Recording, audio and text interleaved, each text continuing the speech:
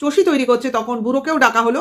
সেই সময় ক্যামেরা যথারীতি বুড়ো ও বুড়ির ছেলে ধরেছিল, ঠিক আছে। এইবার সেই চষি জাল দেওয়া কোথায় হলো না, ছাদে, দুপুরবেলায় খাওয়া দাওয়ার পর, কারণ এসব পিঠে পুঠি যা হচ্ছিল সবই কিন্তু বিকেলবেলা মানে দুপুরে খাওয়া দাওয়ার পর হচ্ছিল। তারপর সেগুলো হয়ে পরিবেশন করা হলো। সেই সময়ও পুরো ক্যামেরাই বুড়োর আর বুড়ির ছেলে ধরেছিল, কারণ ট্রাইপডটা পাশে খালি পড়েছিল, সেটা আমরা পরিষ্কার দেখেছি। আর বুড়ো যে সেখানে ছিল না সেটাও আমরা বুঝতে পেরেছি।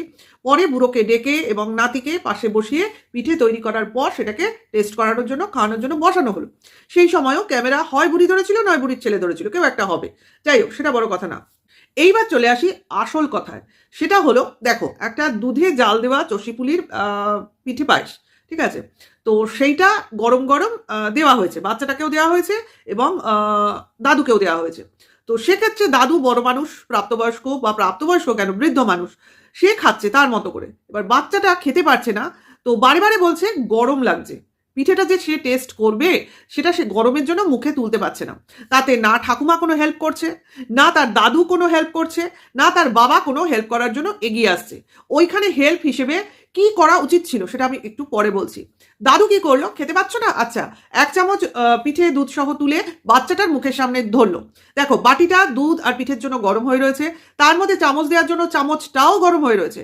কাজে এই চামচ, গরম চামচ দুধ সমেত ওই বাচ্চাটার, একটা 4 বছরের বাচ্চার মুখে ধরছে এবং বাচ্চাটা সেটা মুখে দিতে গিয়ে 3 বার ছাকা খেয়েছে, কারণ 3 বার আমরা তাকে দেখেছি মুখটা পেছনে সরিয়ে নিতে।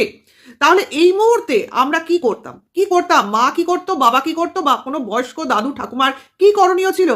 একটা স্বাভাবিক জিনিস যে গরম চামচে কিছু যদি থাকে, চামচের মধ্যে গরম জাতীয় যদি কিছু থাকে, তো আমরা সেখানে নিজেরা ফু দিই, কারণ আমরা ফু দিয়ে সেটাকে ঠান্ডা করার চেষ্টা করি। এবার আমাদের চেষ্টা দেখে বা প্রচেষ্টা যাই বলো দেখে বাচ্চারাও ফু দিতে শেখে বা পরবর্তী ক্ষেত্রে তারা সেটা খাওয়ার জন্য তৈরি থাকে।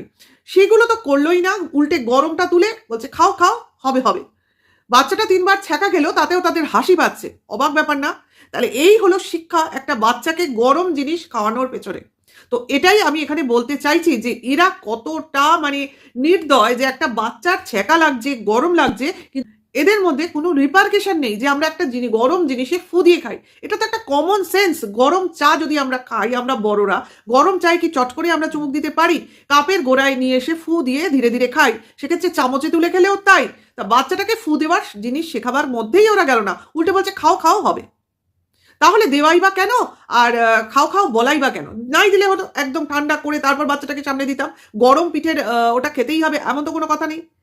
পিঠে তো আমরা জানি ঠান্ডা করে খেতে হয়, গরম গরম খেতে হবে তার কি মানে আছে? যাই হোক, এটাই ওদের একটা হৃদয়হীনতার পরিচয় আমি